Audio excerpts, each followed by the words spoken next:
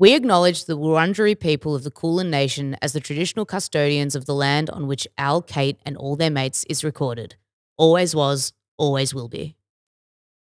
You're listening to Al, Kate and all their mates. I'm Kate McCarthy. And I'm Alex Leahy. And on today's episode, we speak to our mate, Ellie Blackburn.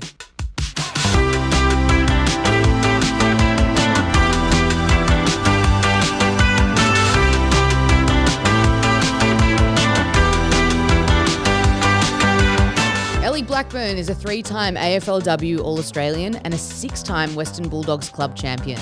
She captained the side to its first AFLW premiership in 2018 and has played 83 games across the first 10 seasons of the AFLW. Ellie was honoured as one of the 25 greatest Bulldogs of the past 100 years as part of the club's centenary celebrations. With Ellie, we're going to chat through how the AFLW has changed across the history of the league. We get her top 3 Taylor Swift songs of all time. And just how close was she to becoming a swan? So get ready for another episode of Al, Kate and our mate, Ellie Blackburn.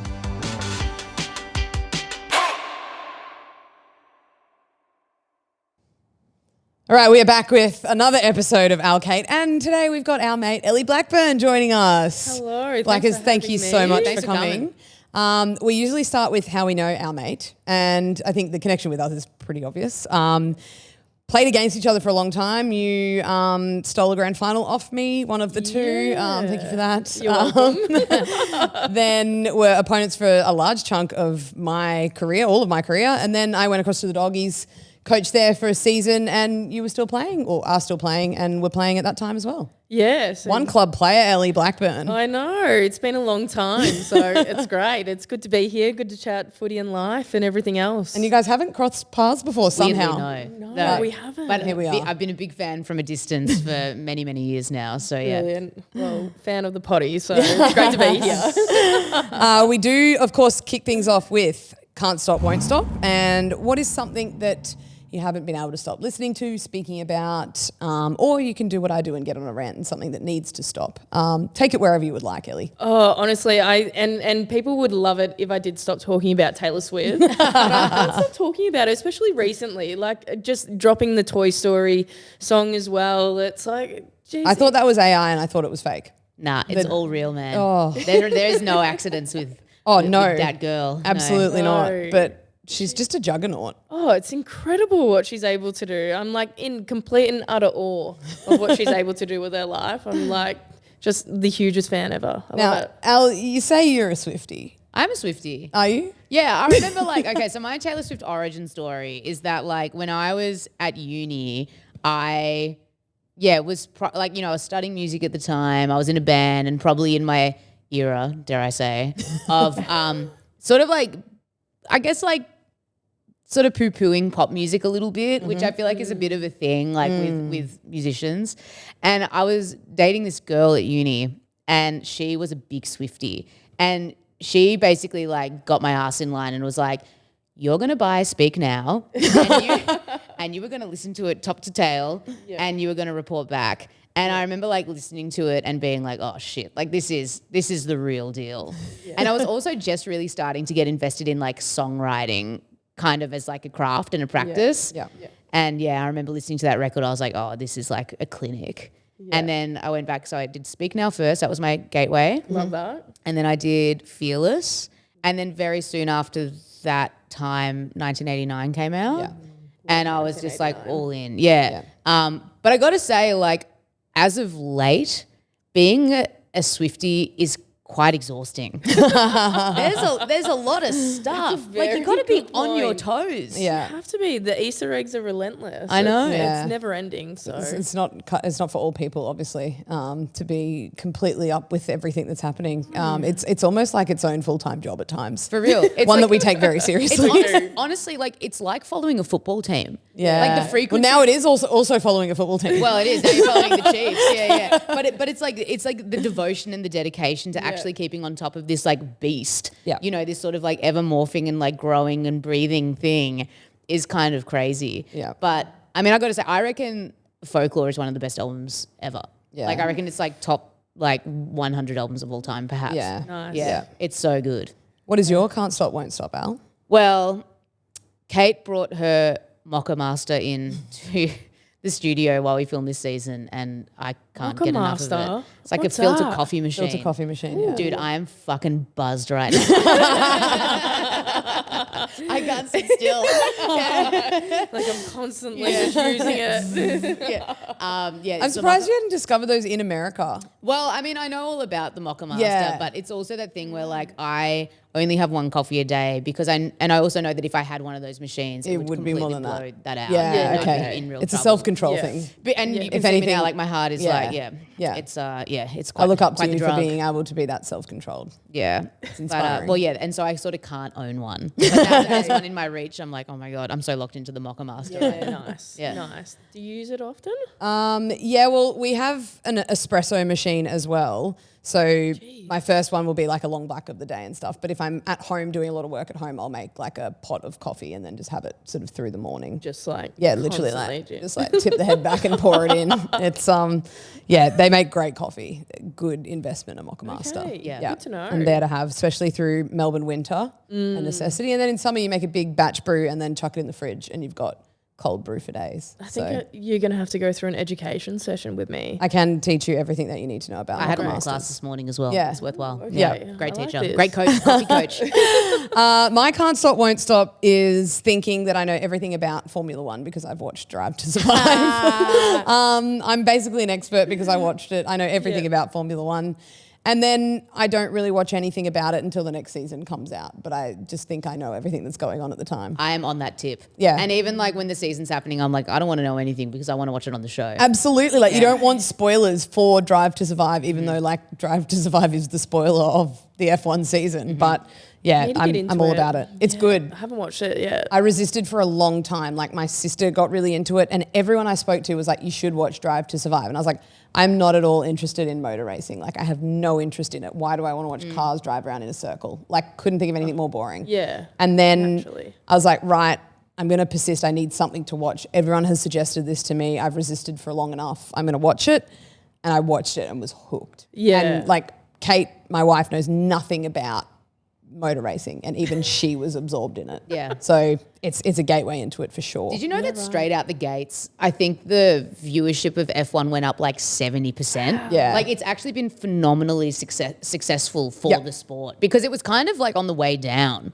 And then they somehow managed to turn it into this show and it's so like enthralling. Well, you've seen off the back of it how many sport docos have come out. Well, that's it. It's the Drive to Survive effect, Yep. right? Yeah. Yep. But they're all psychos. Like they're all like, first of all, I mean, no offense, athletes are crazy. Yes. And then you add all the money that goes into this Yeah. sport. And then also the fact that they're all European. Oh, So they're yeah. absolutely nuts. They're nuts. It's awesome. And they're behind the wheel of fast cars. yeah, I know. And but then there's like dangerous. Yeah. the Russian oligarch Yeah. who's like involved in the team and his son is suddenly the driver and all this kind of shit. Like it's awesome. Yeah. Okay. I love it. The Juicy. drama. Oh, full juicy. Yeah, it's Yeah, very okay, I good. love that. Yeah. Right. You've got me hooked. Well, let's kick things off with something that you may have not have spoken about a whole lot. Okay. And I want to go back through because we said one club player, have always been at the Bulldogs, have been like the face of the club for quite some time, really, at the Dogs. You won't say that, but I will say that about you. How close really were you to becoming a Sydney Swan? Because I feel like it was a little closer than maybe some people realise. Yeah, there was probably a moment, a day, I reckon, where I was like, oh, this could possibly be happening. And it had nothing to do with football itself as to why I like sort of came to that decision as such. I remember calling my manager and just thinking like I need to change. I need to go. This might be something worthwhile looking at. And I also called a mate who's obviously the CEO of the Dogs and spoke to him on the phone as well that same day. And we just had a really good chat. And then afterwards, I thought about it like in so much depth and detail and was just like, I'm purely making a decision right now based off everything but football. Like it was like my lifestyle, just wanting a mix up, just I felt like I was in a bit of a rut being in Melbourne and just sort of life where I was at that point in time. I thought I just need something to change for me right now. And Sydney seemed like a great opportunity. Have some family up there. So I was like, could just go stay with them for the time being, or at least I'll have people up there. And then the more I thought about it, the more I was like, but I love the Bulldogs. I was like, why would I ever leave a football club that I love so much and that I actually love playing for, and that, you know, I can see a great future there in a club that I really want to be part of and be able to change the dynamics as to sort of where we were at the time. We weren't necessarily playing finals, not that we've played many finals games on that note, but, you know, we were sort of that team that is competitive but not really competing with the best as such.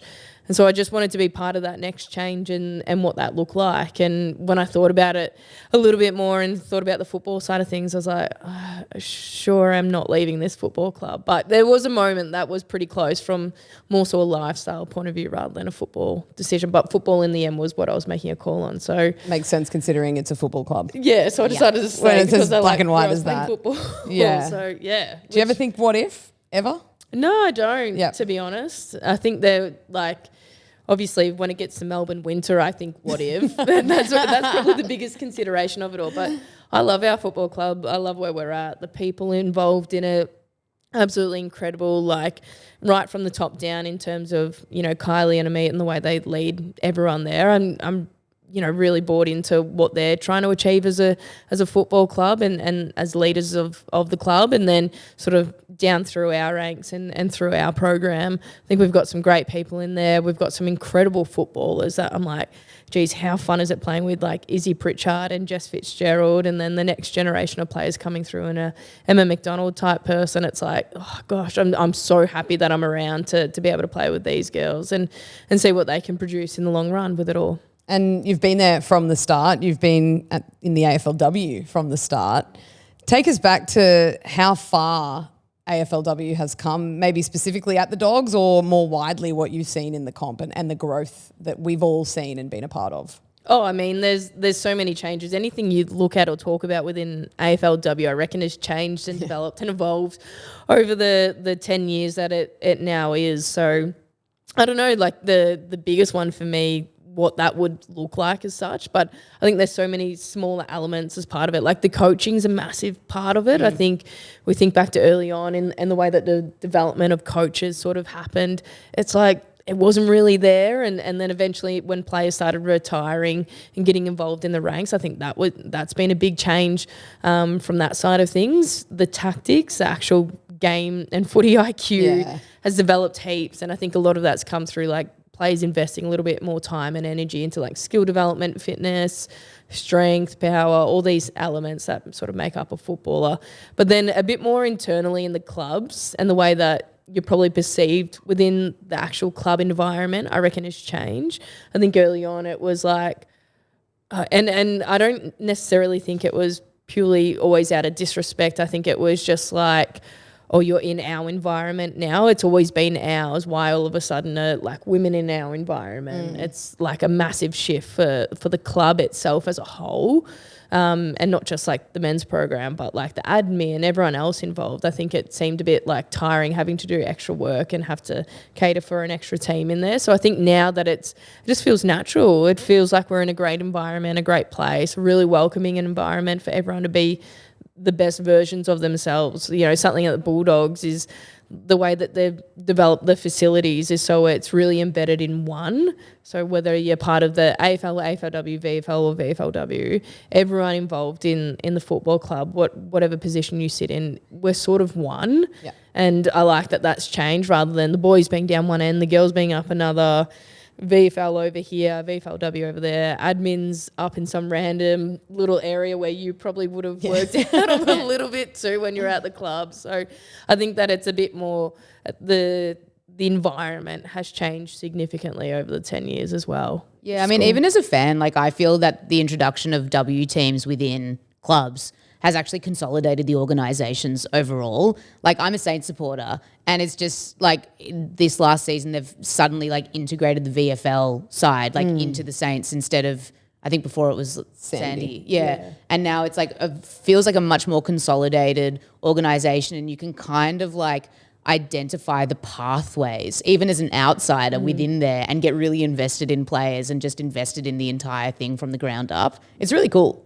Yeah, I agree. It's nice that they've been able to change those dynamics and what that looks like from every club perspective as well. It's really cool the way that they've been able to, like, it's taken its time, don't get me wrong, but I think these things do take time, and it's not necessarily clubs not wanting to invest in it. I mean, like Sydney, for example, being one of those clubs that didn't apply for a license early on, waited till the right time, and then sort of develop the way that they have in terms of embedding the women's team into the club itself. You know, some teams jumped the gun and went early on, and it's taken a bit of time to develop it. So I think it's great though for the game and where we're at with it. So I agree wholeheartedly. One thing that has been very responsible for AFLW directly that people may not be aware of is the funding side of things. So basically, a lot of these clubs that had the ability then to rebuild or to build new bases that encapsulated both teams was actually because of the funding of the women's team. So a lot of the people that are maybe resistant to AFLW, the reason your team has a new base and has a new facility is because of your AFLW team and because of the funding that has brought about. And that's happened to a lot of community level clubs as well. If your community team, club doesn't have a women's team, you're not getting funding. You're not getting a new facility. You're not getting the ability to access a lot of the funding that clubs have that have opened their doors to women's football. So I think that's a lot of things that people aren't quite aware of and the impact of AFLW as a result of that. Oh, completely. Like I've seen it in so many local clubs as well. You go into them to sort of, you know, whatever it might be that you're going to these clubs for, and just the way that they've changed and developed too. Like I know my local junior club has got such great facilities now, and it's because you have to cater for both the men's and women's team, and then, you know, junior teams as part of it. So facilities have been upgraded everywhere as a result of it, and ours at the Bulldogs are just elite. Yeah. They're so great as a result of it too. Yeah. So that's looking back. Looking forward, what role do you see yourself playing in AFLW? We're not trying to retire you here. No. Obviously, but we are all unk. A long future of playing for however long you want, and then what do you see yourself doing in AFLW? Yeah, ideally playing for as long as my body can hold. But to be honest, I actually don't know the answer to that question right now, and that's probably I'm discovering a little bit about that at the moment. So trying to dip my toe in a couple of different areas just to see what I really like. I'm currently studying business at the moment at uni. I do some coaching at Carey in the APS there. Obviously do some media stuff as well. So I'm kind of trying to figure it out exactly what it is that I want to do and what I really like doing, because I love being involved in the sport and want to continue being able to do that in the future. So I'm not entirely sure. Like I love the media side of things, so would love to keep that going. Really enjoy studying business, and I like the idea of a potential like general manager role. So you're involved directly in the club, but can make a few more business-like decisions. And the other side of it is like, geez, coaching's really hard. Like, oh yeah. Like, I'm like, what do you mean? We won one game when I coached you guys. We were great. Ellie, I hate to break it to you, but I actually am coaching at the moment. I am the honorary celebrity coach for the Rock Dogs in the Community Cup. Yeah, there's a flag. Not the flag, the scarf over there. We had training yesterday. How'd you go? We went pretty good. Yeah. I got a lot of content. It was great. But that's the biggest part of coaching, right? Content. Absolutely. Yeah. But Ben Brown was there with me helping out the megahertz, and I was standing next to him during one of the drills, and he just leans over to me and he's like, doesn't matter who the club is, it doesn't matter what level it is, the advice is the same. And I was like, what's that? And he goes, spread out. And I thought that was awesome. That is good. Yeah. That is great content, actually. What are the challenges you're finding then with coaching? Obviously, you're someone that plays football to such a high level, and I feel like a lot of the scenarios that you have on the football field, you know what you're going to do. What's the hardest thing then to get others to know what to do? Yeah, I suppose it's probably that is the biggest thing is being able to articulate yourself well enough that you're coaching in such a way that the other person receiving that information is going to understand it clearly and then be able to go out and execute. So it's finding, you know, the realm of everyone's sort of, you know, talent and what levels they can go to on the field, and, you know, where are they, what position are they good at playing, what are their skill set as such, and being able to nurture that and then get everyone to do it together as well, I think is a really challenging part of it. But it's, and I mean, like, it's also like just the investment in it too, the actual time and energy and what that takes, and you know, thinking of drills and, you know, looking at vision after the games and trying to then educate everyone whilst also, you know, trying to learn it yourself in the same breath. It's there's so many elements to it that it's like, oh geez, this is really challenging right now. But then there's the joy of watching them do something and you're like, oh, that feels so good. Like, well done. Yeah. I'm so proud right now when it comes to it. We had Dyson Heppel on the pod last season. He was talking about, you know, now he's in a coaching role over at the Pies, and he touched on, you know, the role of, I guess, like the fluid role of Scott Pendlebury, like in that team now, and he sort of starts to cross over into a coach kind of role, like especially in training. And I'm wondering, like, do you feel now that you're at, you know, where you're at in your career and also with the tenure that you've had at the Dogs, if you sort of find yourself playing that role a little bit, like in the team too? Yeah, a little bit for sure. I think it's a role that I naturally try and take on a little bit as well when it comes to the leadership side of things too. It's something that I've probably already been doing over the years, but now I feel like when I'm having conversations with the coaches, I'm not necessarily talking about myself as such. Like, I'm trying to get as much feedback as I can possibly on what I'm doing and how to execute my role as such for the team. But it's also trying to find as much information as I possibly can about everyone else's role and who's doing what, so I can do that sort of coaching role. Probably nowhere near the level as to what a Scott Pendlebury can do and the way that he's been able to do it. Who's to say? But hopefully in the next couple of years, it's something I evolve in a little bit more, because I love that side of things, and I love that players can do that. Yeah. And I'm really impressed by watching Scott Pendlebury and what he can do when it comes to that side of things too. Yeah, I mean, I think that Scott Pendlebury, like that, his whole role in that club and the way that he, you know, let the captaincy go in order to sort of pass the torch on, but then also still be in a leadership role. But more than that, it's almost like spirit guide or something like that. Like, you know what I mean? Yeah. I wonder, for sure. do you think that we'll ever see a captain coach in the W? I feel like we got close to Daisy. Yeah. I personally think it's too hard a role to do both. You reckon? Like, You way think too it hard. just doesn't exist any? I just think it's anymore. impossible. I don't think it can. Yeah. So back in the days of captain coaches, there was probably no vision to look at. Yeah, true. There was probably hardly any stats. So like, we almost have sort of information overload at the level now, Yeah, and working out righto. what information to pass on is at times the most challenging part of being a coach, because there are all these numbers, there's all this footage. Like, I could have spent 4.5 hours reviewing a game, like footage wise. I could have spent an infinite amount of hours if I had it.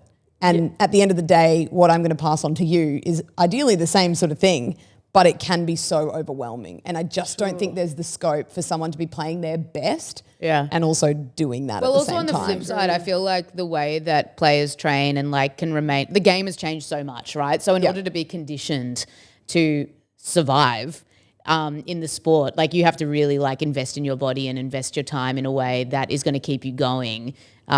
Where it's like, it's not the same as when Ron Barassi was doing his thing. Absolutely. Yeah, exactly. Yeah. The information he had access to wasn't as high level as what you guys have now. Yeah, there's so much Too much. information.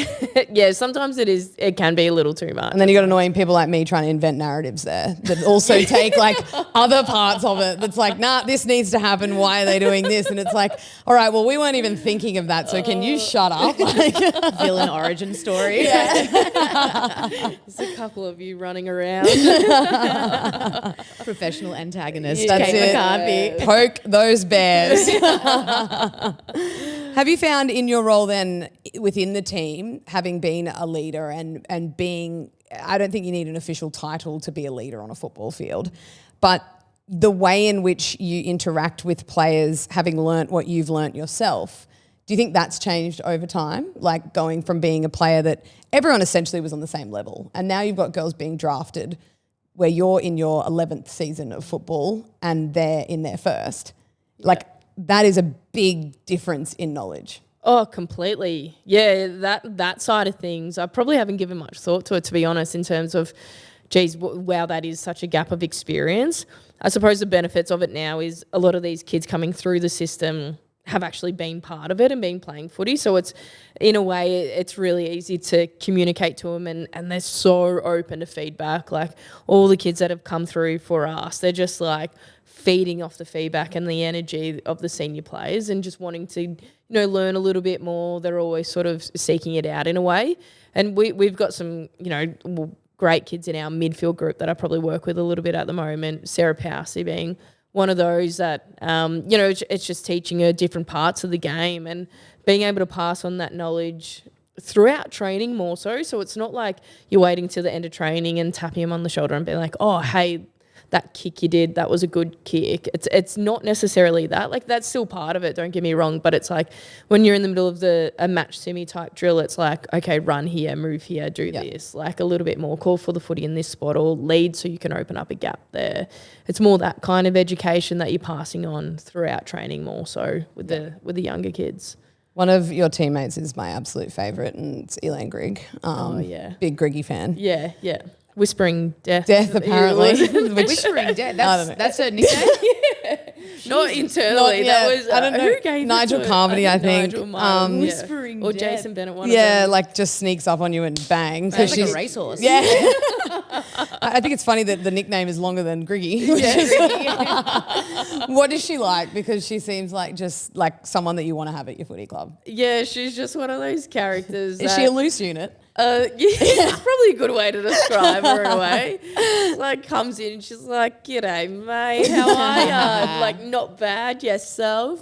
And she's just sort of one of those, like, she's a bit laid back in her approach, which when you watch her on the football field and the way she goes about it, you're like, you're not laid back. You're like, how are you coming up behind someone and able to hunt them down in the way that you are on a football field? And I think she's become a bit of a cult hero figure for us at the Bulldogs, and I know the fans and the media personalities tend to love her a little bit because of that, the way she goes about it, which is great. You love having those people on your team, and the way that sort of the crowd gets engaged when Greg does a tackle. You're just like, the crowd all of a sudden rises with her, and we're like, all right, let's feed off this energy a little bit more. But yeah, she's just a laid back character who just kind of goes about it her own way, loves recovery more than anyone else. Like, if you need to find her somewhere, she's either in the ice bath or the sauna. Like, lives for recovery. Lives for recovery.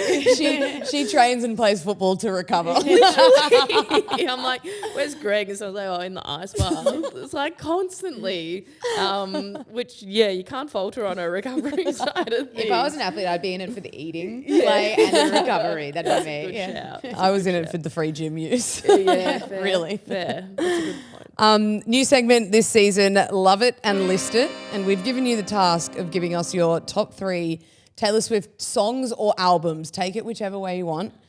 I would hate for someone to ask me this, but because it's not me, we can ask you it. What are your top 3 albums or songs from Taylor Swift? It is a really tough one, and it's so hard to actually pick out 3. I do love Dress, which is Reputation. Mm-hmm. It's a great song. I love Reputation album. I remember where I was when that came out. Reputation's come full circle, I reckon. Oh, yeah. Because at the time it was like, people were really unsure about it, but I think it's come full circle. She went away from like that real 1989 real poppy, still pop, innocent, pretty Taylor Swift, and it's like, whoa, this bad bitch is wearing a leather fucking leotard. Like, what is she doing? And then now, like at the concert, I was like, geez, this is the best era at the concert. Absolutely, hands down. Yeah, which is amazing. Love Dress. So we're putting Dress at number 3. We're going to order this. Order 2 this. Oh, geez, I'm we hold you to things. I'm this really podcast. There are consequences. We love clickbait. Oh gosh, my goodness me! I love Right Where You Left Me. Mm-hmm. It's just a great one if you're in the mood to sing a song and just try and get every word right. Like, I start that song, if I mess up a word, a lyric in there, I restart it and try to go again. I don't know if anyone saw it from her concert when she did it. I think she only performed it once as one of the surprise songs, and she messed it up, and then I think she had to go back and start it over. She did again. a Blackers. Really wordy, really wordy song.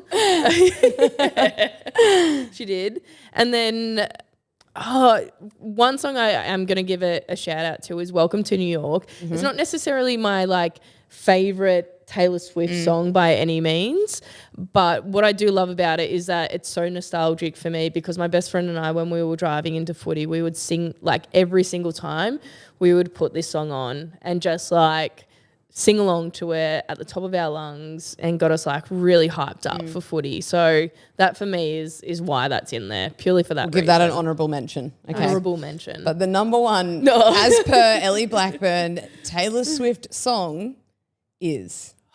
It's how can you go past the 10-minute version? Yeah, that's the right answer. There it is. There are no wrong answers, but that's the right one. That is the right answer. It's how can you look past that song? It's absolutely incredible. Kate asked me this question the other day. She's like, what is your favourite Taylor Swift song? And 0.5 of a second, all too well 10-minute version. If she was to ask me my second favourite Taylor Swift song, I couldn't have given her an answer.